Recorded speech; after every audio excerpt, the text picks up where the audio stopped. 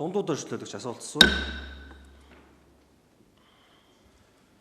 За 2012 оноос хойш ер нь газар чөлөөлөлтийн асуудлыг бол тэрнээс хойш бараг зогссон байсан.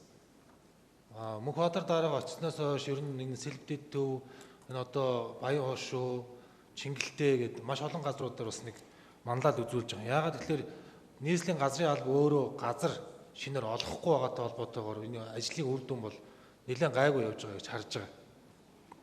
За хаан үл дүүргийн 18 дугаар хорон дээр одоо газраа зориултын бусаар ашиглаж байгаа. Эсвэл одоо энийг нийслэл одоо ямар арга барилаар авах боломжтой юм. Улсын цэцэрлэг байхгүй, сургууль байхгүй. Тэгээ гишүүд нь нэг очиод газар дээр нь очиод байдаг. Эргэтэн даргатанда дандаа нэг дарга сайд нар нь тэр газрыг эзэмшээд байдаг. Энийг ер нь ямар бодлогоор одоо улсын цэцэрлэг сургууль болох бололцоо байгаа вэ? Тэнцээж одоо нэг ойролцоогоор 27 мянган иргэнт амьдарж байна. Дандаа хувийн дандаа нөгөө мөнгөтэй өндөр төлбөртэй сургуулиуд тэр ойр орчинд байгаа юм. Тэдгээр иргэдийн эрх ашигыг яаж хамгаалах вэ? Тэнд нөхцөлийг нь яаж бүрдүүлэх вэ? Одоо манай хаан уул дүүргийн засаг дарга ирсэн байна. Асууя. Холбогдох мэдээлэл өгсөн үү? Нийслэлийн газрын албад өгсөн үү? Газар дээр нь ажилласан уу? Өөрийнх нь тойрог биш болохоор бас тоохгүй байх хандлагатай байх шиг байгаа. Тэгээ бас нэг гормын санал бас гаргамаар байна. Ямар гормын санал вэ гэхээр энэ дүүргийн засаг дарга нарт тэмдэглэлээр үүрэг өгөөч. Хурлын дарга энэ дээр санал хураалгаач.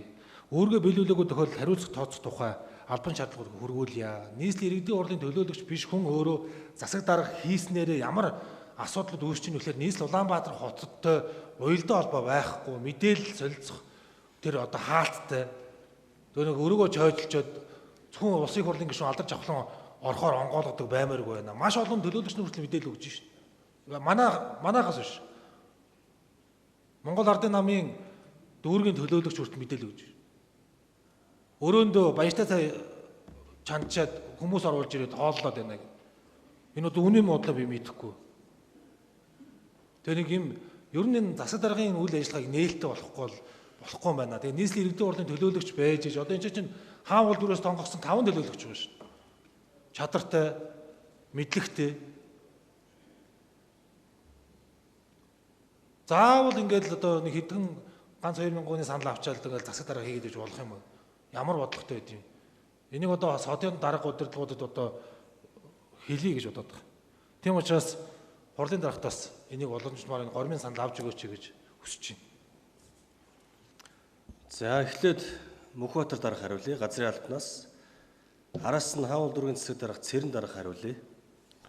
За зундууд төлөөлөгчийн асуултанд хариулъя.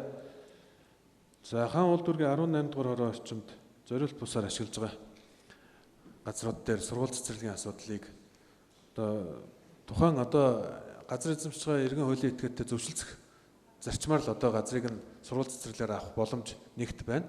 Хоёрт бол зориулт бусаар ашиглаж байгаа гэдгээр хуулийн хүрээнд хүчингүй болгож шийдвэрлэх ийм хоёр л боломж байгаа.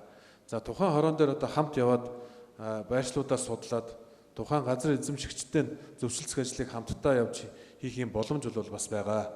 За өнгөрсөн жилүүдэд бол хаан уул дүүргийн 17 дугаар хороо 18 дугаар хорон дээр хоёр сургуулийн газрын асуудлыг шийдсэн байдаг.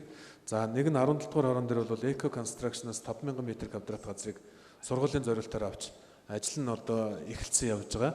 За 18 дугаар хорон дээр бол Хөнөө хотны орчимд Номер Реалтер компаниас 7000 м2 газрыг бас мөн сургуулийн зориултаар авсан байгаа. За сургуулийн ажил нь бол одоохон харах эхлээгүй ийм байдалтай байлаа. За хаан уул дүүргийн засаг дарга Цэрэн.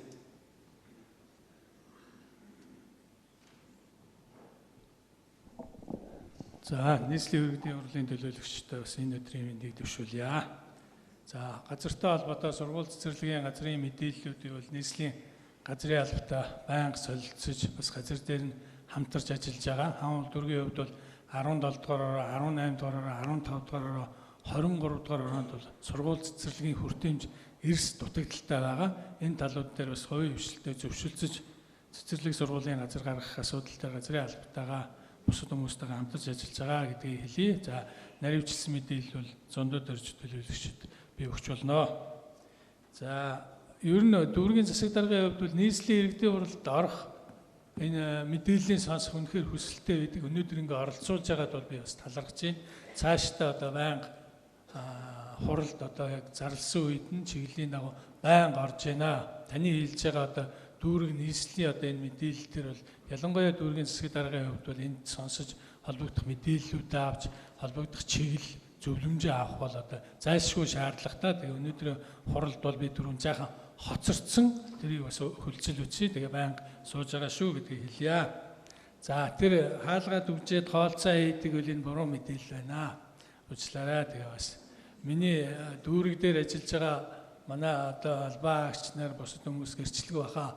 Дүүргийн засаг даргын хувьд бол би одоо ямар нэгэн цаг өгөхгүйгээр дүүргийн иргэд, дүүргийн төлөөлөгч, дүүргийн албаа агч нараа байнгын өглөөнөөс орой хүртэл нээлттэйгээр хүлээж авдаг шүү гэдгийг хэлье. Тэгээ дүрийн албаны байранд одоо хоолцоо хийнэ гэдэг бол одоо зохимжгүй асуудлаа. Тэр танд буруу мэдээлэл өгөгдсөн байна. За тийм мэдээлэл өгөгдсөн бол бас уучлаарай гэдэг хүсье. Баярлалаа. За тодруулчихсан хөө зөндөө дөрчлөлөгч тодруулга 1 минут.